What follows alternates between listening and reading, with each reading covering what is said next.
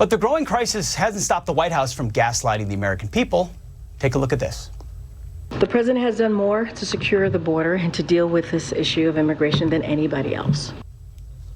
Here with reaction, Fox News contributor Sara Carter and former New York City mayoral candidate Curtis Sliwa. Sara, nobody's done more ever to secure the border than Joe. Well, no, I don't care what you say. It's stunning how they no just one's lie. ever done more. Sara, how dare you? Don't try to contradict them. I know. And what's so stunning is it's abusive. The Biden administration is abusing the American public.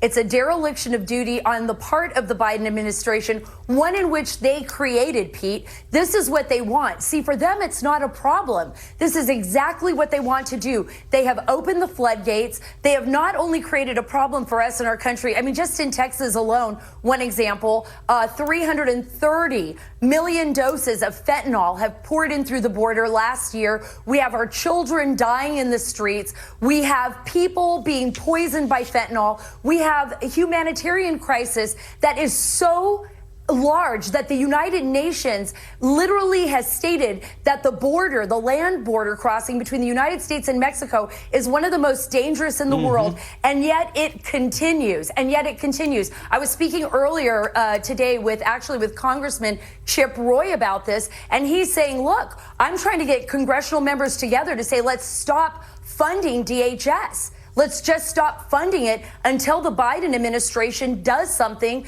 to change this trajectory, because it's harming us. It's harming the people that are crossing. And frankly, it's quite dangerous. It's impeachable in my opinion. Absolutely. It's impeachable. And you might say it's a humanitarian crisis, and yet we don't have Democrat lawmakers crying on the border about what they're seeing. Curtis, right.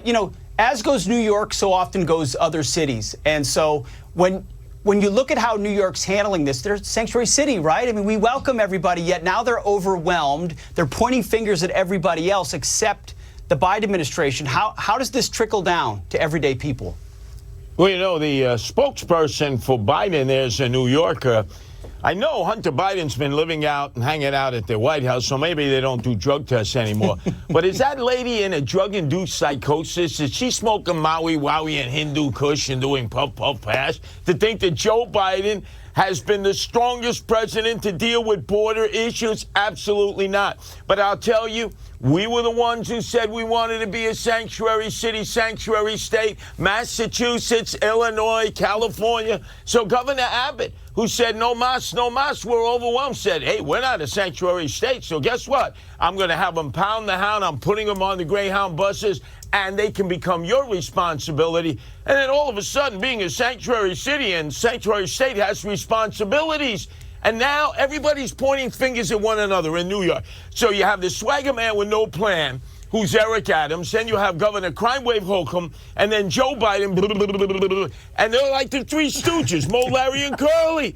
What a disaster. So people are vacating New York. So as the illegals come in on the Greyhound, there's another group of New Yorkers who are heading down to Florida, even with the hurricane raging, Georgia, North Carolina, South Carolina, Virginia, Texas, Tennessee. They're out of here. So one day the Empire State will be the illegal alien state at this rate.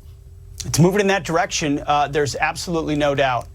Sara, what's the data? The data point we said at the top of the show is August, highest number of family units ever crossing the border. Why is that number going up higher than ever? Well, because there's incentive. So the government is incentivizing people to come across the border. And it's extraordinarily dangerous. I just spoke to folks who are in Panama, who are going through the Darien Gap, who are reporting from there. They have told me that there are a number of children that have disappeared into the Darien Gap, into this dangerous jungle. So not only is he incentivizing people to come into the country, but we saw that with the numbers in July, where the numbers were around 245,000, I think, nationwide encounters, and about 200,000 just at the border. And this isn't going to slow down, Pete. This is going to get far worse. But I think when we look at a serious note, I mean, it is in a way laughable, but on the serious side of this, it's the American people that are paying the price. We know this border has been used by terrorists. We know that terrorists like ISIS, Islamic State, Al-Qaeda, and others are looking at this border as an open sieve into the United States. We don't know right now if we have sleeper cells in here that are ready to target us.